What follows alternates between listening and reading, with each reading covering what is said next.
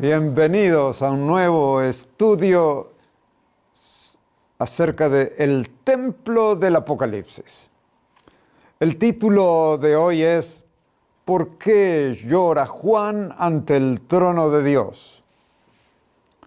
Juan llora, pero tantas personas lloran hoy, desoladas por desgracias que les toca vivir.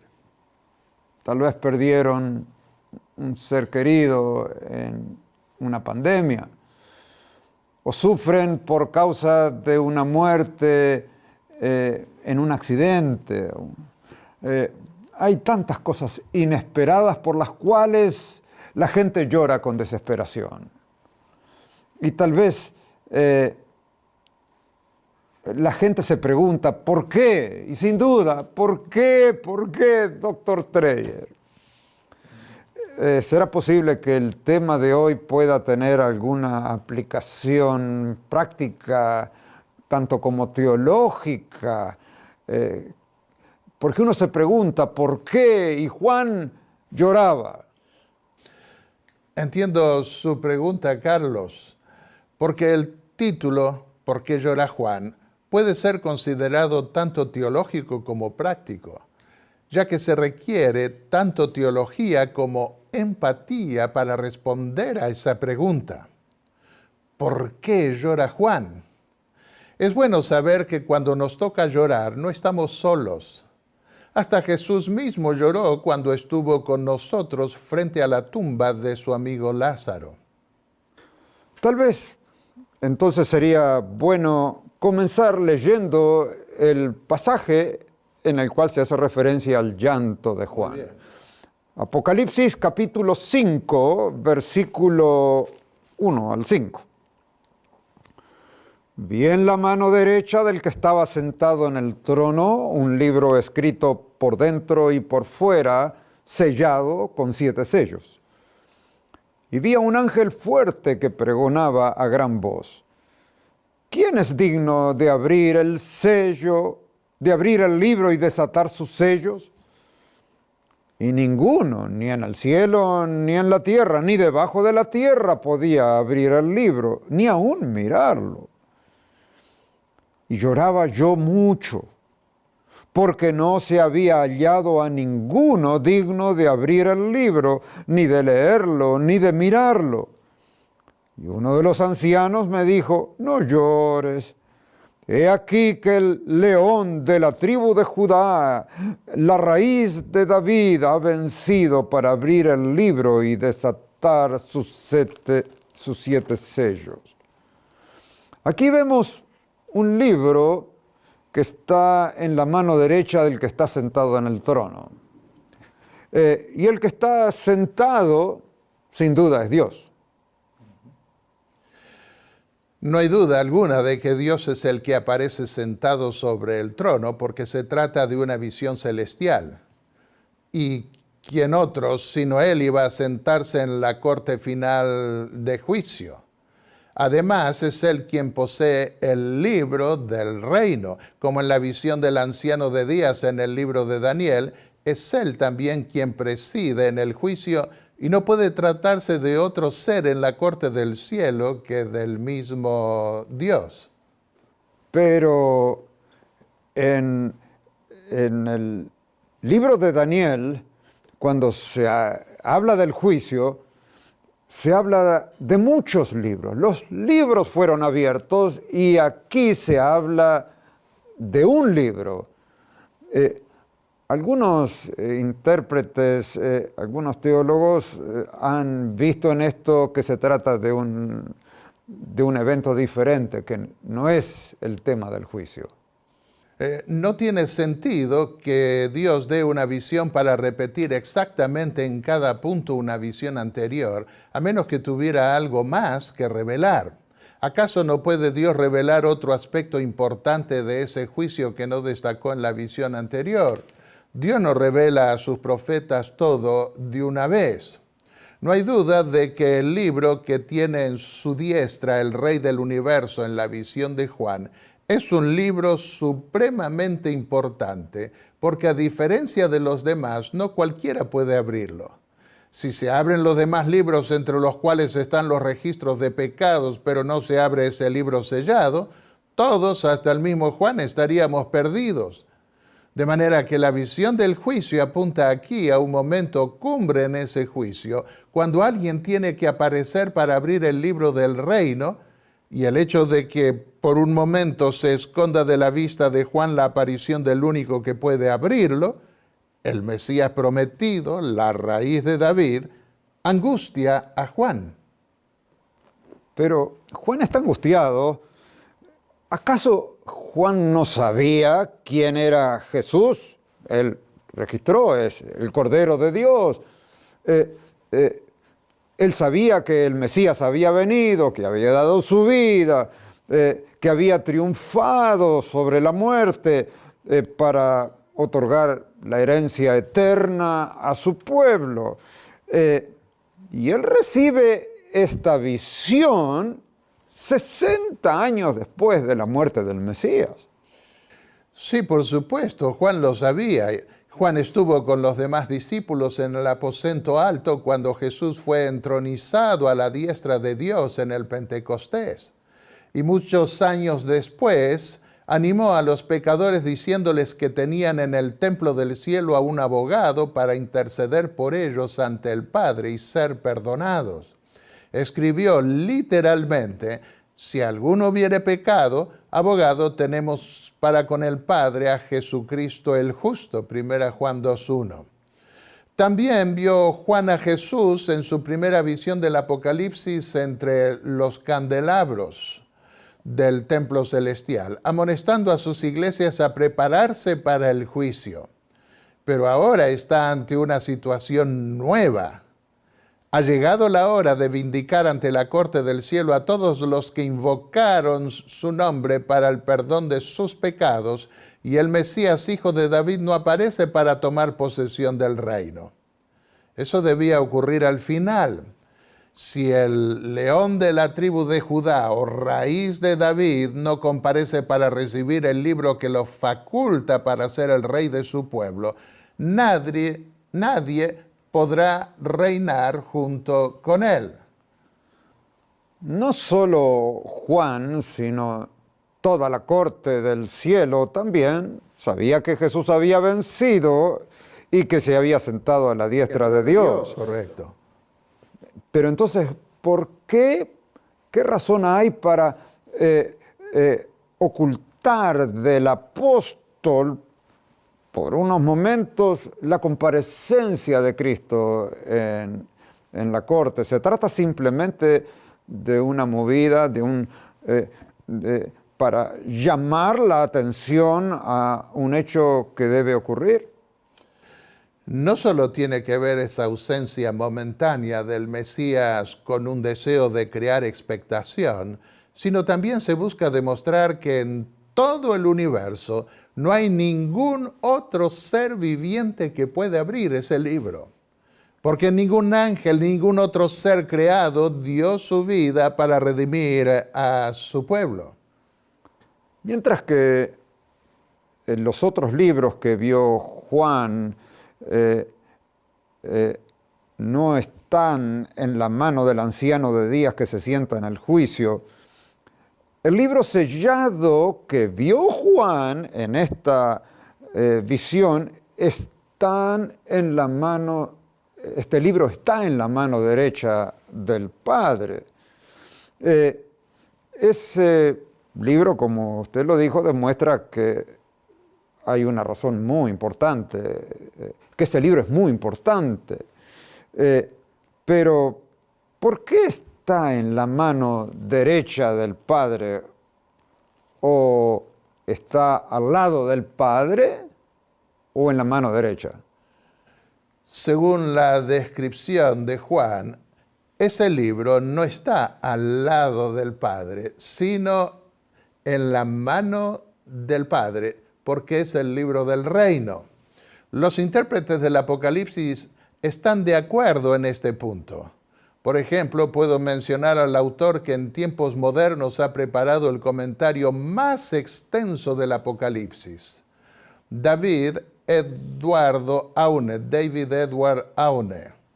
En las páginas 339 al 340 de su primero de los 3 comentarios del Apocalipsis, afirma que el hecho de que el Cordero toma el rollo de la diestra del que está sentado sobre el trono sugiere además que se describe el rollo en la mano de Dios en el capítulo 5 y en el versículo 1.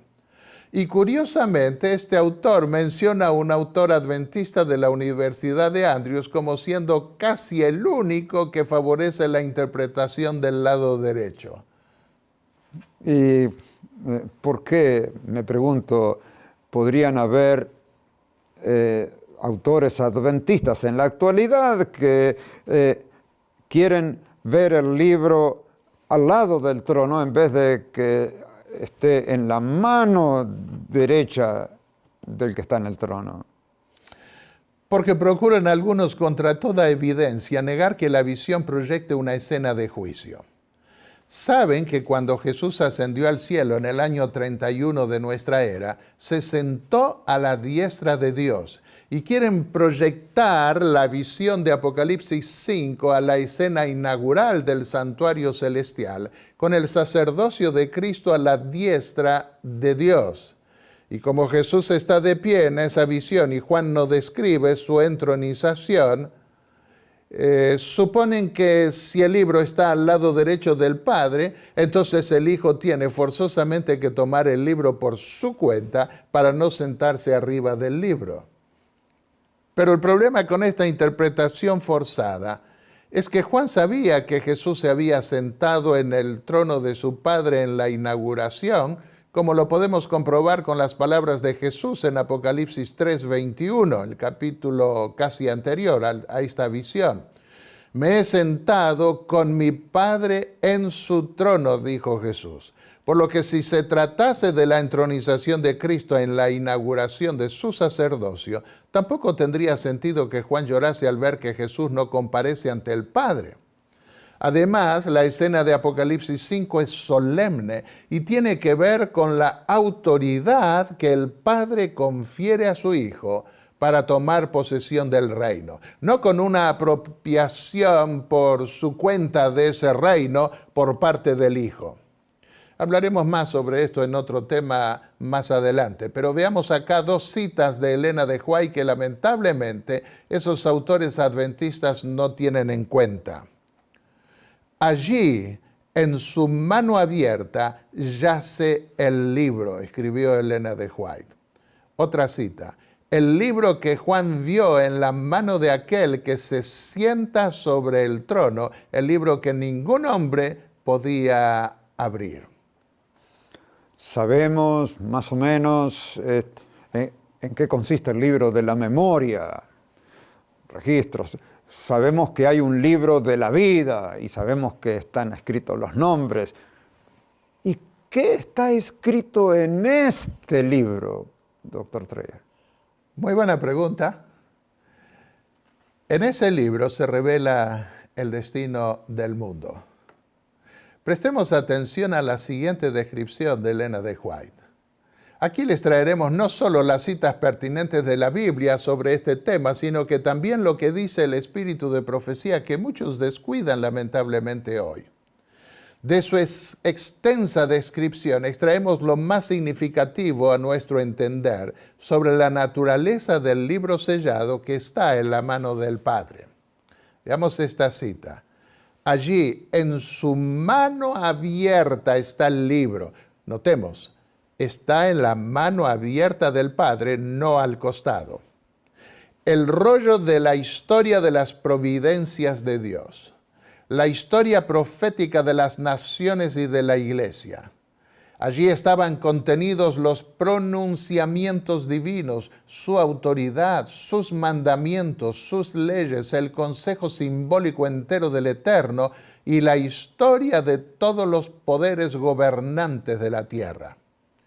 En lenguaje simbólico se encontraba en ese rollo la influencia de cada nación, lengua y pueblo desde el principio de la historia de la tierra hasta su cierre.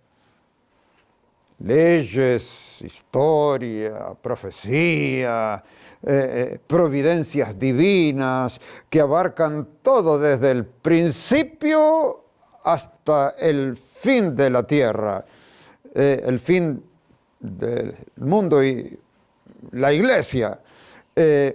Ahora, dada su importancia, ¿qué nombre se le debiera dar a este libro? Sabemos del libro de memoria, del libro de la vida. ¿Qué nombre se le pudiera dar a este libro? Bueno, han intentado muchos intérpretes darle un nombre. Algunos lo han llamado libro de destino, otros lo han llamado libro de profecía y hasta también libro de la herencia. Pero no debemos complicarnos mucho buscándole un título. Se trata del único libro cuya copia terrenal Dios ordenó colocar al lado del arca en el lugar santísimo donde se encontraba el trono de Dios. Moisés lo llamó libro de la ley, Deuteronomio 17, que leeremos un poco después. En Josué 1.8 también Josué lo llamó libro de la ley. O libro del pacto, como lo menciona en Éxodo 24.7. O aún simplemente testimonio, libro del testimonio, traducen algunos, Segunda Crónicas 23.11, etc.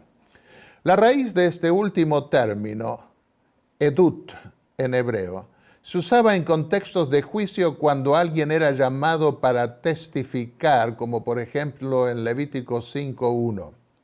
Todos sabían que el libro de la ley era el testimonio del Eterno.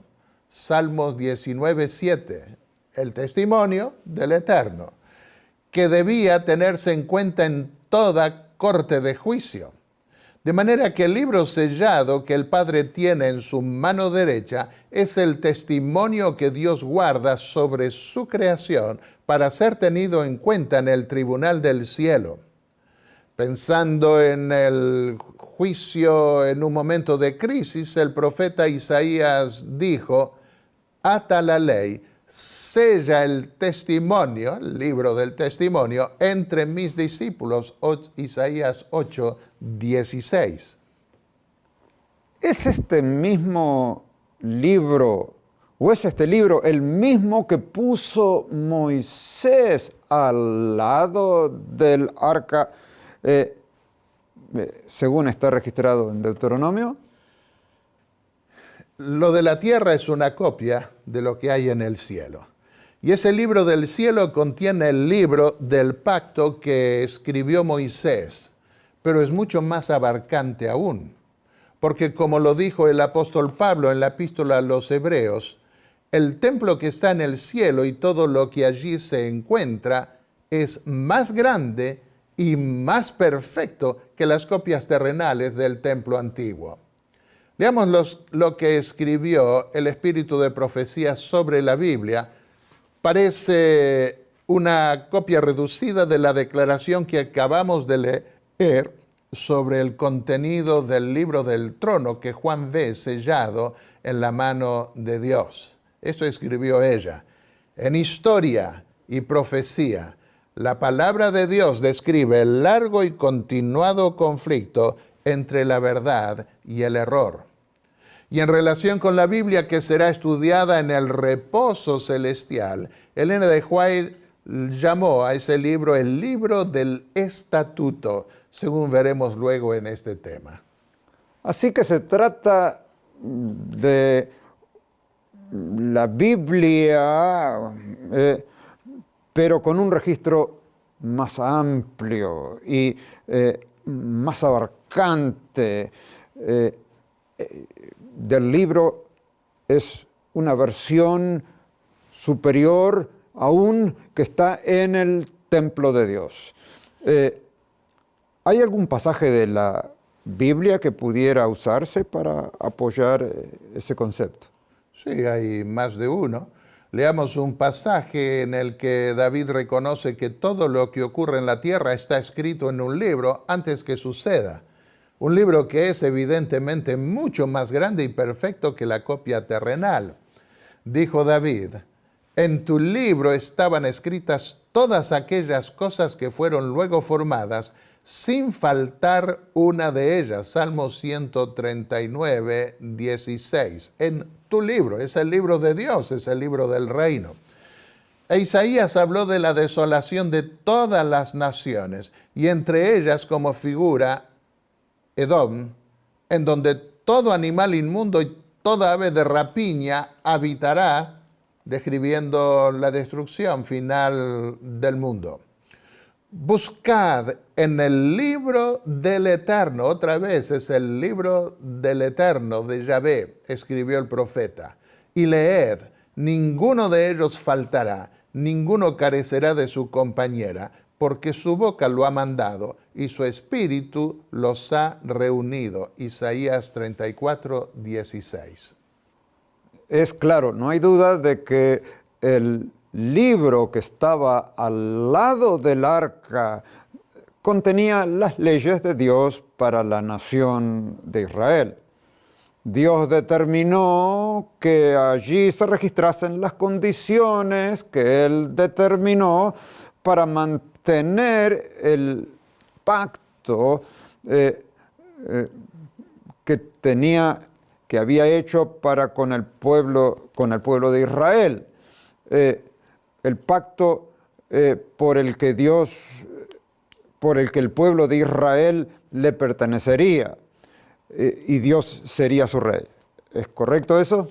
Sí, los intérpretes del Pentateuco traen a colación algo más tomado de la historia de las religiones.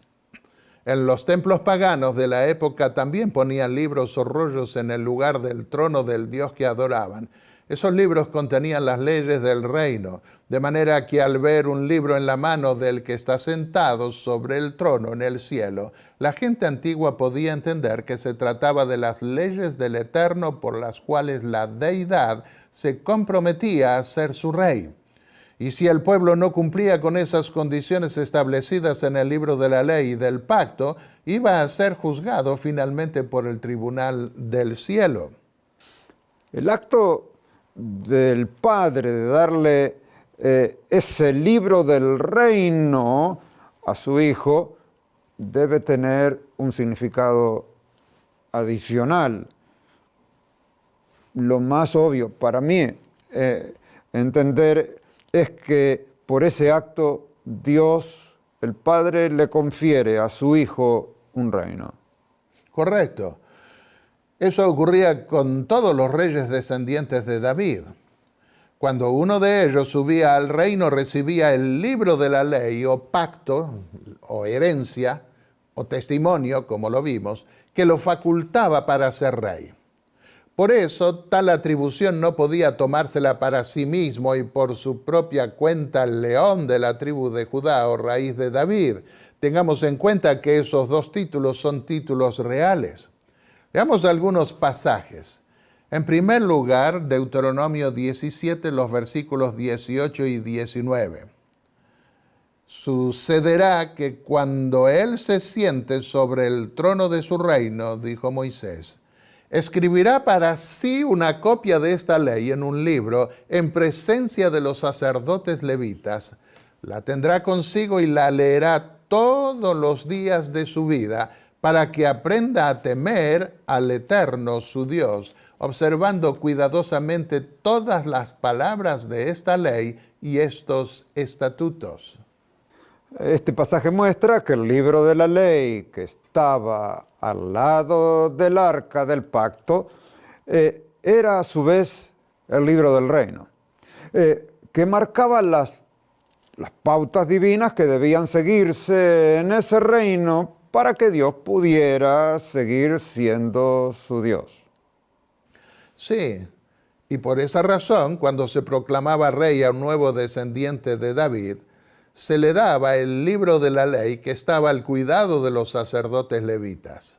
Leamos un caso que registran las crónicas de los reyes de Israel. Se encuentra en el segundo libro de los Reyes, capítulos 11 y versículo 12, y en el segundo libro de las crónicas de los reyes de Israel, capítulo 23 y el versículo 11. Los guardias se colocaron cada uno con sus armas en la mano, desde el lado derecho de la casa hasta el lado izquierdo de la misma, junto al altar y junto a la casa, alrededor del rey.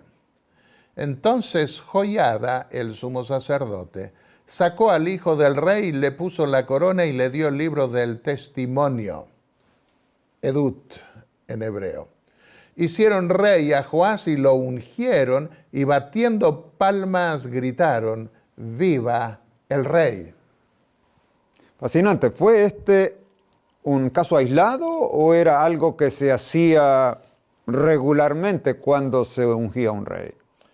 Era una costumbre, según leemos en el siguiente versículo, el versículo 12. El rey estaba de pie, dice ese versículo, junto a la columna, según la costumbre.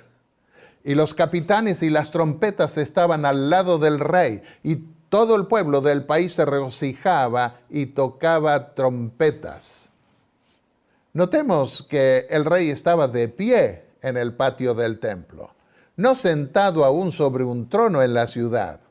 Se trata de una ceremonia de investidura, no de su entronización aún en la ciudad de David. Eso es lo mismo que vemos en Apocalipsis 5:6 en el templo del cielo, frente al trono de Dios. Se trata de un acto de investidura, como lo afirma el comentario sobre el Apocalipsis de Aune, que mencionamos hace unos momentos. Y miré, dice el texto, y vi que en medio del trono y de los 4 seres vivientes y en medio de los ancianos estaba en pie un cordero como inmolado.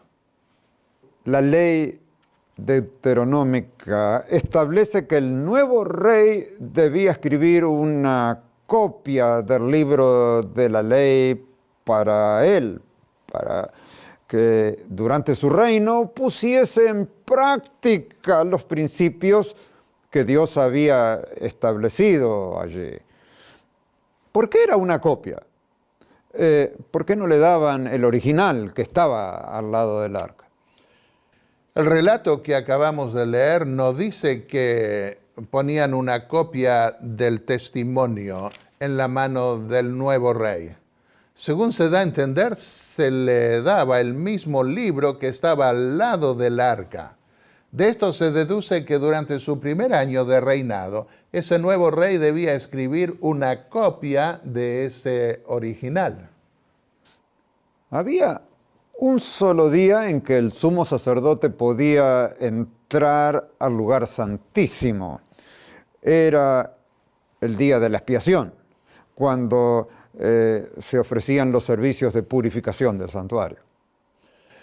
Efectivamente, pero tengamos en cuenta que era en el mes séptimo que comenzaban a computarse los años del nuevo rey, sin importar si había sucedido a su padre antes o después. Esta fue una práctica regular en el reino de Judá.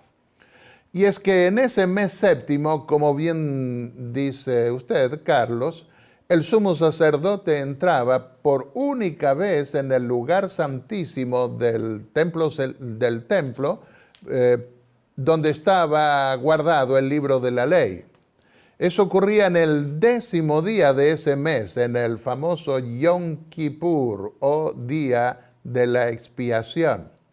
Recordemos también que en Israel comenzaban a contar los meses a partir de la primavera en el calendario del templo. Los años del rey, en cambio, comenzaban a contarlos a partir del otoño, en el 7º mes, cuando comenzaba el calendario real. El relato que leímos recién dice que al llegar el 7º año, el versículo 4 dice, esto es, en el 7º mes, invistieron rey a Joás a la entrada del templo junto al altar. Y dice además que lo invistieron en el día de reposo, versículos 5 y 9. ¿Cuál día de reposo? Además del sábado semanal, estaban los sábados rituales anuales. Uno de ellos era el del día de la expiación, que tenía lugar en la primera mitad del séptimo mes, Levítico 23, versículos 27 al 32. ¿Por qué esperaron hasta que llegase el séptimo año, en el mes séptimo, para establecer a Joás como nuevo rey? Porque iba a tener mayor peso darle el libro del testimonio original cuando el sumo sacerdote pudiera extraerlo del lugar santísimo luego de entrar allí para su última intercesión del año. Eso significa entonces que durante ese séptimo año el rey mandaría hacer una copia del libro original del pacto. Ya que no iban a tener tiempo para poder hacer la copia de este libro en ese mismo día de la expiación. ¿Por qué esperaron hasta el séptimo año para proclamar rey al pequeño Joás? Pueden haber querido que creciera un poquito, pero ¿por qué no esperaron un poquito más o un poquito menos? Es evidente que calcularon que en ese séptimo año mencionado iba a comenzar el séptimo año sabático. Iba a ser más fácil escribir entonces copias del original hasta el siguiente día de la expiación, ya que las copias que existían de uso diario podían gastarse más rápido. El uso más restringido del original para reproducir nuevas copias que no se apartasen de ese original podría tener como propósito asegurarse la mejor conservación posible del contenido del libro. ¿Quiere decir entonces que la entrega del Padre a su Hijo del libro de la ley o del libro del reino en el Apocalipsis representa la transferencia del reino simbolizado por el reino de Dios, por el reino de David, que debía ocurrir al concluir el juicio, porque el día de la expiación era un día de juicio? Muy buena deducción, Carlos. Insistamos, además, en el hecho de que cada 7 años se celebraba el año sabático que comenzaba en ese séptimo mes de otoño. En ese año había suficiente tiempo para escribirse nuevas copias tomadas del original que, por no usarse regularmente, podía conservarse más fácil que de haberlo estado usando cada día durante el año. La orden divina está registrada en Deuteronomio 31, el mismo capítulo que requería colocar el libro de la ley al lado del arca hasta el día del juicio. ¿Podría leer, Carlos, Deuteronomio 31, versículos 9 al 12, lo principal? Sí, cómo no. Al final de cada 7 años, en el año de la remisión, en la fiesta de los tabernáculos, cuando viniere todo Israel a presentarse delante del Eterno tu Dios en el lugar que Él escogiere, leerás esta ley delante de todo Israel a oídos de ellos.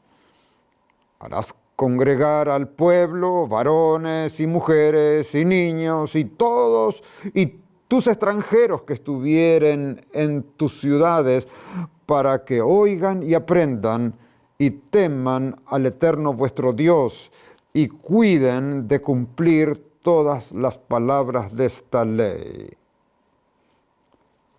La fiesta de los tabernáculos, que también se celebraba en otoño, en ese mismo mes séptimo, en el cual se practicaba el ritual del día de la expiación, la fiesta de los tabernáculos ocurría 5 días después de ese día que representaba el juicio final, y entonces cuando comenzaba el año sabático. El año sabático, correcto. Y según vemos en varios pasajes de la Biblia, la fiesta de los tabernáculos o de las cabañas simbolizaba la gran fiesta que celebraremos en ese séptimo mes apocalíptico, frente al trono de Dios, Leamos Levítico 23, versículo 41, y comparémoslo con la descripción de la gran multitud de redimidos que Juan vio en Apocalipsis 7, 9 al 12.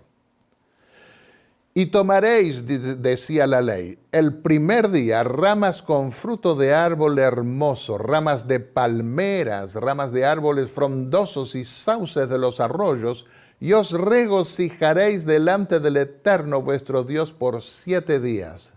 Le haréis fiesta al Eterno por 7 días cada año. Será estatuto perpetuo por vuestras generaciones. En el mes séptimo la haréis. Y ahora del Apocalipsis. Este versículo estaba en Levítico 23, 41 y leamos ahora del libro del Apocalipsis capítulo 7. Después de esto miré, y aquí una gran multitud, la cual nadie podía contar, de todas naciones y tribus y pueblos y lenguas, que estaban delante del trono y en la presencia del Cordero, vestidos de ropas blancas y con palmas en las manos, y clamaban a gran voz diciendo: la salvación pertenece a nuestro Dios que está sentado en el trono y al Cordero. Y todos los ángeles estaban en pie alrededor del trono y de los ancianos y de los 4 seres vivientes, y se postraron sobre sus rostros delante del trono y adoraron a Dios diciendo: Amén. La bendición y la gloria y la sabiduría y la acción de gracias y la honra y el poder y la fortaleza sean a nuestro Dios por los siglos de los siglos. Versículos 9 al 12 del capítulo 7 del Apocalipsis. Tengamos en cuenta que la gente recibía al rey también con palmas en las manos, así como a Dios en la fiesta de las cabañas o tabernáculos. Siendo que en la fiesta de los tabernáculos se leía la ley, quiere decir que después de la apertura del reino por parte de la raíz de David, o segundo David, tendrá, entre otras cosas, como objetivo, o entre las muchas cosas que haremos durante el milenio, ¿será que tendremos que estudiar la ley de Dios y la palabra de Dios, los estatutos divinos? El Padre no confía el libro del reino a su Hijo solo para indicar que lo faculta para ser rey de su pueblo redimido. El propósito es que el mismo rey que ahora inviste para darle un reino, lo estudie con los súbditos de su reino. Leamos algunas declaraciones en este sentido del espíritu de profecía. La primera de esas declaraciones: después que los santos hayan sido transformados en inmortales y arrebatados con Jesús, después que hayan recibido sus arpas, sus mantos y sus coronas, y hayan entrado en la ciudad, se sentarán en juicio con Jesús. Serán abiertos el libro de la vida y el de la muerte. El libro de la vida lleva anotadas las buenas acciones de los santos y el de la muerte contiene las malas acciones de los impíos. Estos libros son comparados con el de los estatutos, la Biblia, y de acuerdo con ellas son juzgados los hombres. Los santos al unísono con Jesús pronuncian su juicio sobre los impíos muertos. He aquí, dijo el ángel, que los santos unidos con Jesús están sentados en juicio y juzgan a los impíos según las obras que hicieron en el cuerpo, y frente a sus nombres se anota lo que habrán de recibir cuando se ejecute el juicio. Tal era, según vi, la obra de los santos con Jesús durante los 1000 años que pasan en la santa ciudad antes que ésta descienda a la tierra. Otra declaración más. Todo verdadero conocimiento obtenido en esta vida será retenido por nosotros en el cielo. Allí se perfeccionará nuestra educación. En la nueva tierra, Cristo nos conducirá a la orilla de las aguas vivientes y nos explicará los pasajes oscuros de la Escritura que nunca habíamos sido capaces de entender. todas sus providencias serán hechas entonces plenas. Un pasaje más. Dios sabe que no hemos sino comenzado a estudiar su palabra. Sabe que muchos tienen solo un conocimiento superficial de la verdad. Cuando lo sigamos por doquiera que vaya en la familia de los redimidos arriba, nos abrirá los misterios de su palabra, nos mostrará la belleza y el encanto de su palabra que ahora no entendemos ni a la mitad.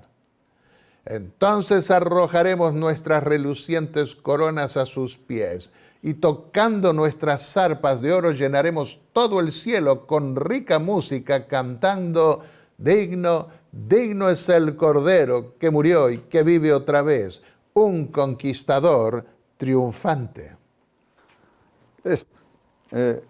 Será maravilloso escuchar a Jesús explicando la palabra de Dios. Durante el milenio no solo reinaremos con Él por 1000 años, Sino que será el Maestro también. Y si hoy, cada vez que leo la Biblia, descubro cosas nuevas, me imagino cuánto más podremos aprender teniendo a Cristo como Maestro durante los 1000 años. Casi no puedo esperar que llegue ese día tan anhelado por todas las generaciones de fieles en el pasado durante los 6 milenios que nos han precedido. Tengo otra pregunta. En Deuteronomio capítulo 31, versículo 26, Moisés ordenó: tomad este libro de la ley y ponedlo al lado del arca del pacto del Eterno vuestro Dios, y esté allí por testigo contra ti. Si este libro del reino debía quedar sin tocarse en el lugar santísimo para testificar contra los violadores del pacto en el juicio venidero, podemos inferir que se lo guardaba allí sellado al lado del arca, que nadie lo podía tocar. Si comparamos la historia de Deuteronomio 31 con las advertencias del capítulo siguiente contra los violadores del pacto, podemos inferir que ese libro permanecía sellado en el lugar santísimo hasta el día del juicio. Esa deducción se fortalece al leer Deuteronomio 32, versículos 34 al 36, en referencia a la revelación legal y profética de ese libro. Dice Dios: ¿no tengo yo esto guardado conmigo, sellado en mis tesoros? Mía es la venganza y la retribución, porque el Eterno juzgará a su pueblo. Y comparemos esa declaración bíblica con esta otra del espíritu de profecía. Muchos hablan de ir de acuerdo a un principio que se encuentra en la palabra de Dios, que cada cual tendrá que encarar en el día final de cuentas, cuando cada caso será traído en revisión delante de Dios y deba decidirse todo caso. ¿Mediante qué?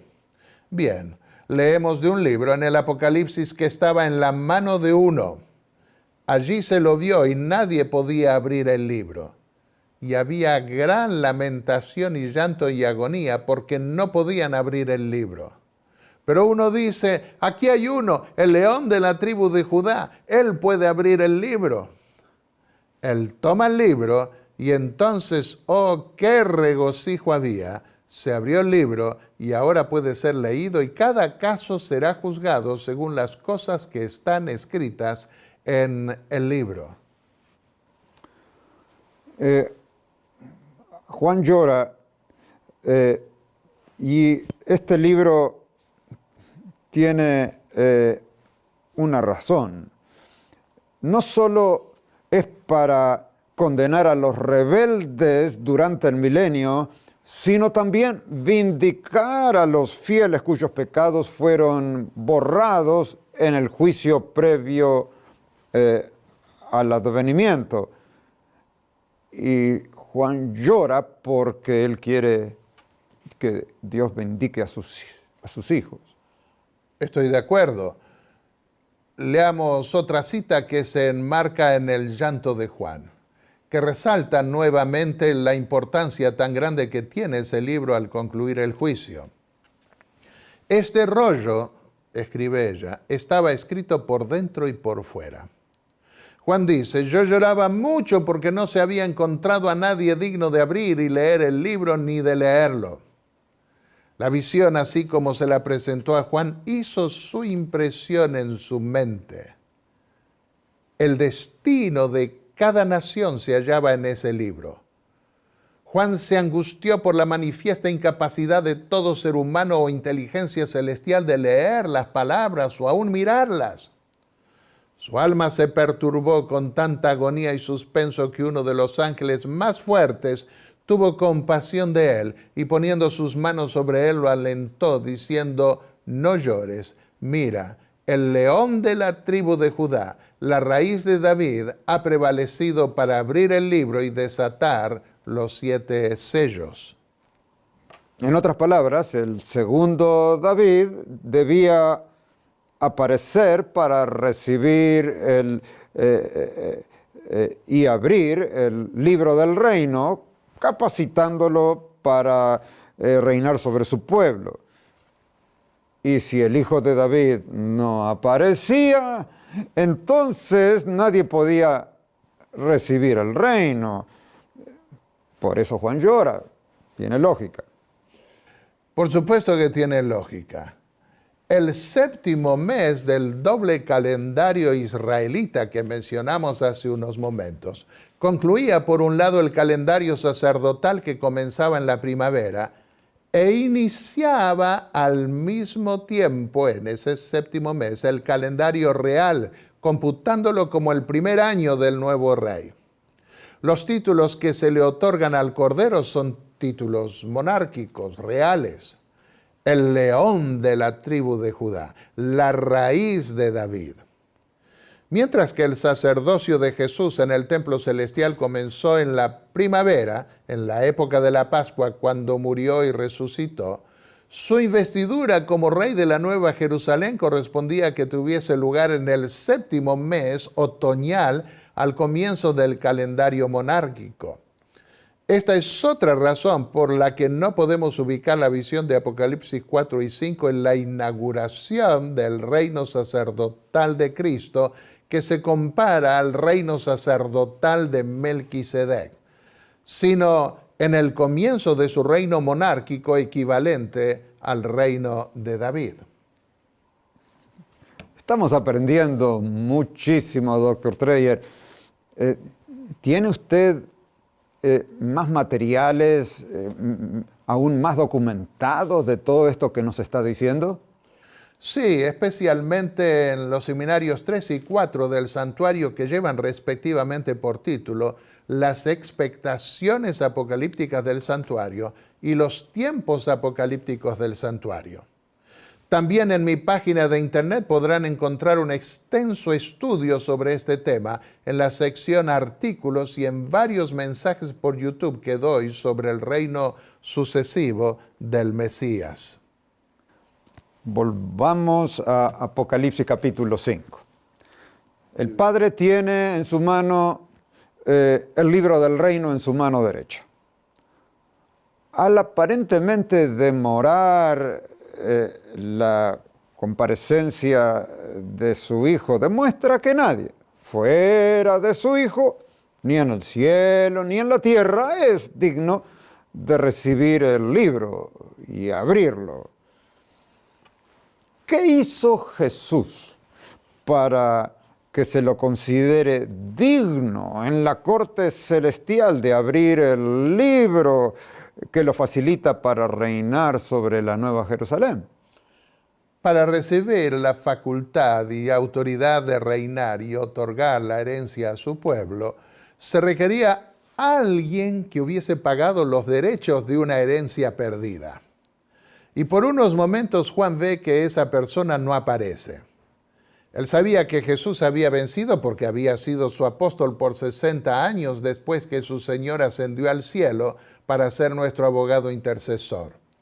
Pero ahora, en el momento cúlmine y decisivo del juicio, no aparece. ¿Por qué? ¿Será que los pecados del mundo son tan insoportables para el cielo como para que el Hijo decida finalmente abandonar a su pueblo y no reinar sobre él?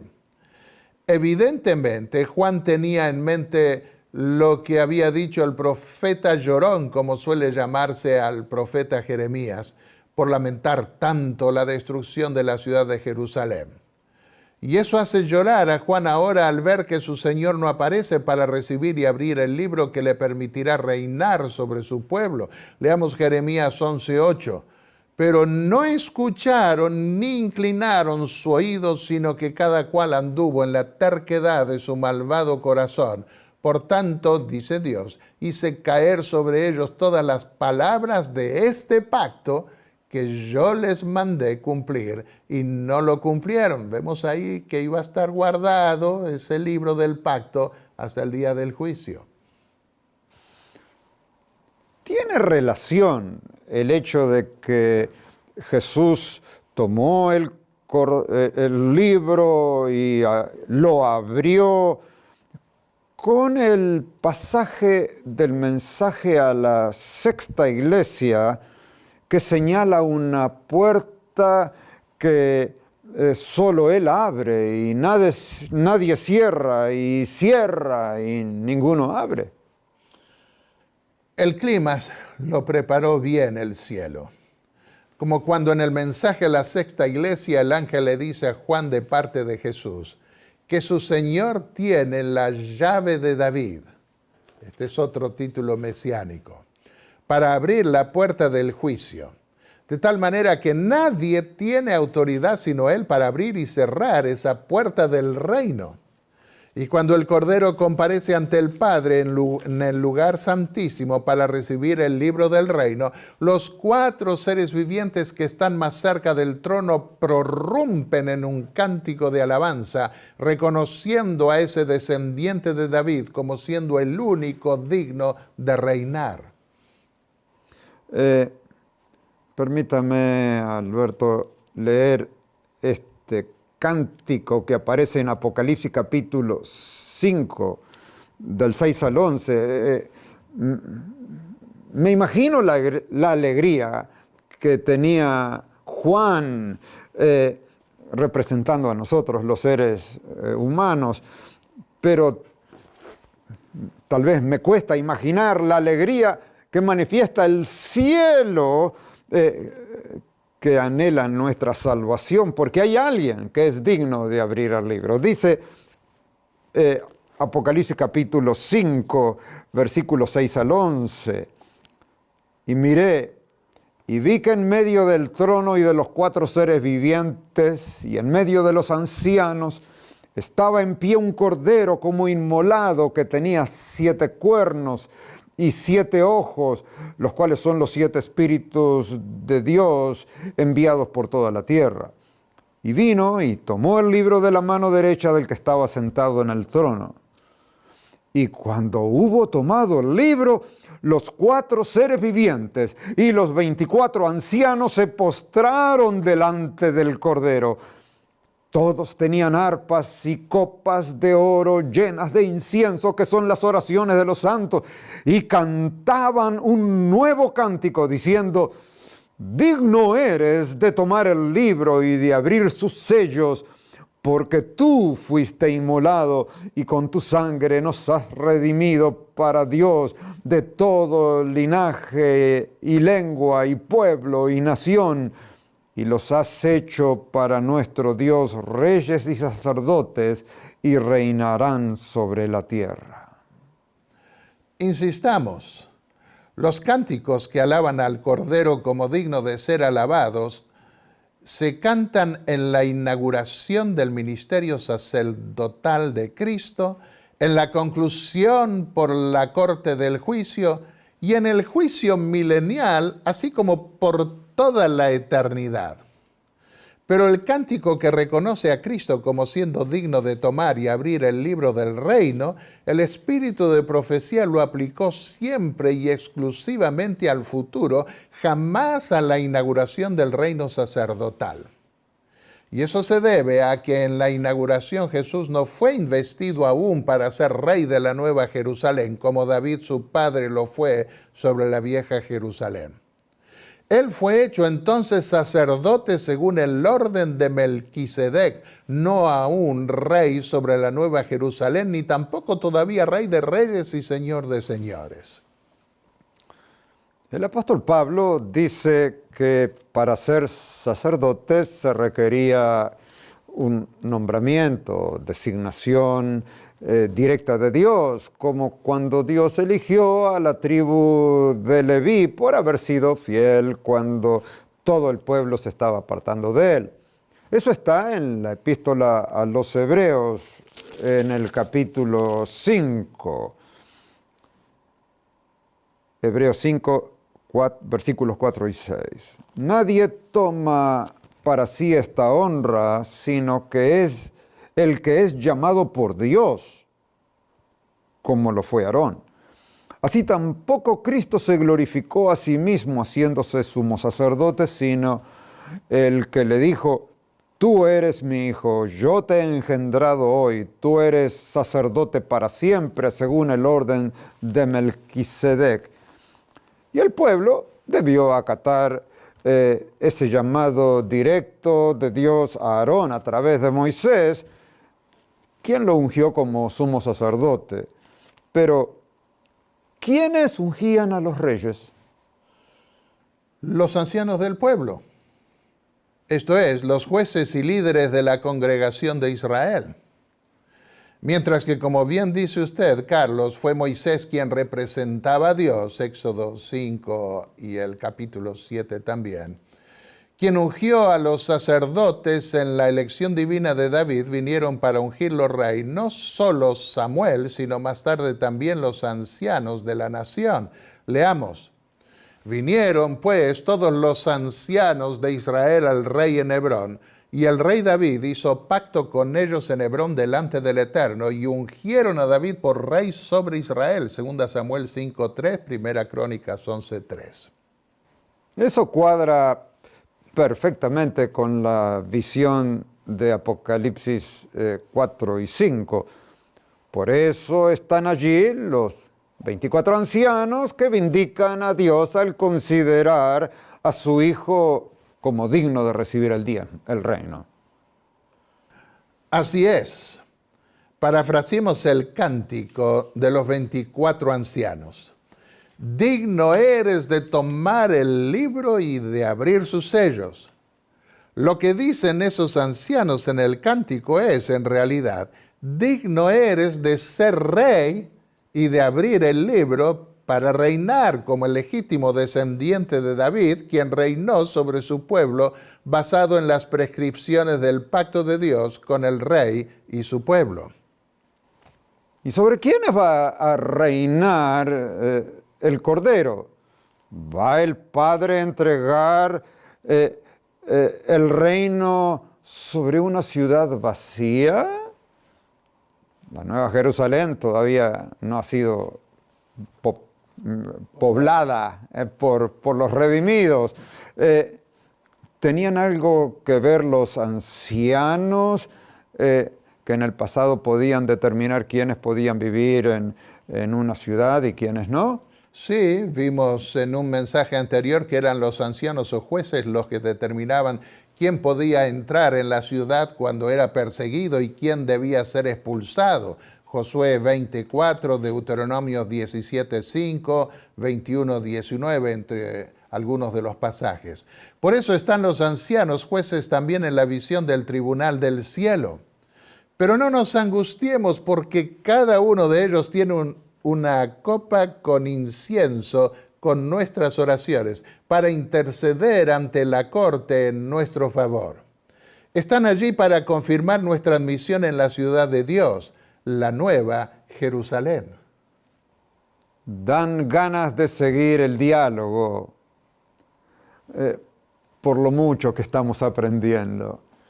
Pero el tiempo se fue y tenemos que esperar a los temas siguientes para hacerle más preguntas al doctor Dreyer sobre la visión de Apocalipsis 5. Esto me alegra porque significa que podremos terminar comprendiendo mejor estos temas tan maravillosos, afirmando el mensaje de Dios en nuestra mente y en nuestro corazón. Oremos. Padre que estás en los cielos, te damos gracias porque por medio de tu palabra podemos mirar al futuro y aprender más al leer las descripciones gloriosas que se hacen en Apocalipsis 4 y 5. Te damos gracias, Señor, por el privilegio que tenemos y la seguridad que tenemos que un día nosotros nos vamos a encontrar en esa gran multitud que también observará todas estas escenas gloriosas. Padre, será maravilloso aprender de Jesús mismo, el significado de tu palabra y lo que Él desea que nosotros sepamos por la eternidad. Pedimos, Señor, que continúes bendiciéndonos en esta serie de estudios bíblicos. Bendice al Dr. Treyer. Gracias por todo lo que estamos aprendiendo. Oramos en el nombre de Jesús. Amén. Amén.